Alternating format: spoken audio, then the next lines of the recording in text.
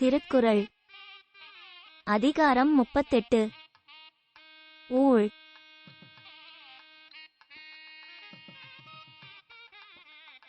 ஆகூழால் தோன்றும் அசைவின்மை கைப்பொருள் போகூழால் தோன்றும் மடி. பணம் சேர்வதற்கு உரிய விதி நமக்கு இருந்தால் சேர்ப்பதற்கான முயற்சி உண்டாகும்.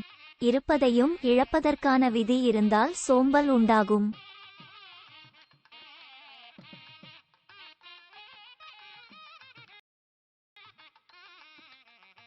பேதை படுக்கும் இழவூழ் அறிவகற்றும் ஆகலூழ் உற்ற கடை. தாழ்வதற்கு உரிய விதி இருந்தால் அறிவு மனிதனை பேதை ஆக்கும். உயர்வதற்கு உரிய விதி இருந்தால் அறிவு விரிவு பெறும்.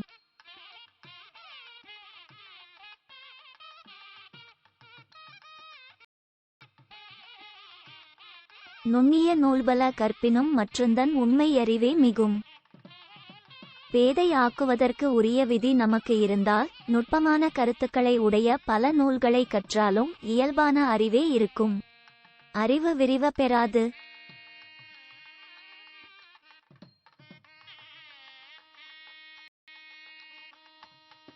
இருவேறு உலகத்து இயற்கை திருவேறு தெள்ளிய ராதலும் வேறு. உலகின் இயல்பு இருவகைப்பட்டது. செல்வரை ஆக்கும் விதியும் அறிஞரை ஆக்கும் விதியும் வேறு வேறாம்.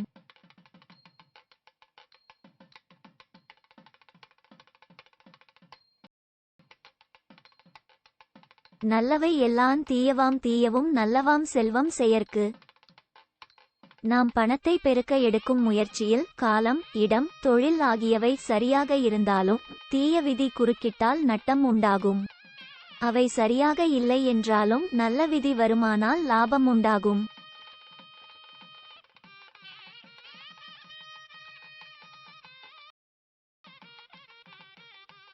பரியினும் ஆகாவாம் பாலல்ல உய்த்துச் சொறியினும் போகா தம. எத்தனை காத்தாலும் நமக்கு விதி இல்லை என்றால் செல்வம் நம்மிடம் தங்காது.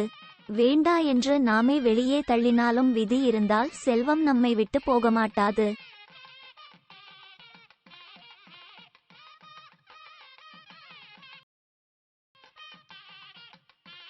வகுத்தான் வகுத்த வகையல்லால் கோடி தொகுத்தார்க்கு துய்த்தல் அரிது.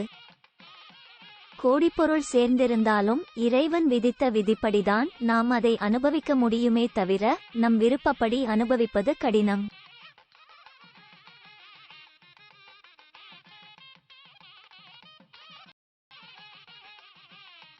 துறப்பார்மன் துப்புரவில்லார் உரற்பால ஊட்டா கழியுமெனின். துன்பங்களை அனுபவிக்க வேண்டும் என்னும் விதி ஏழைகளை தடுத்திருக்கவில்லை என்றால் அவர்கள் துறவியர் ஆகியிருப்பார்கள்.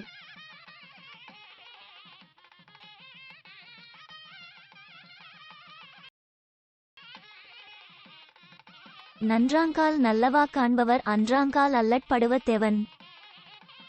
நல்லது நடக்கும்போது மட்டும் நல்லது என அனுபவிப்பவர் தீயது நடக்கும்போது மட்டும் துன்பப்படுவது ஏன்?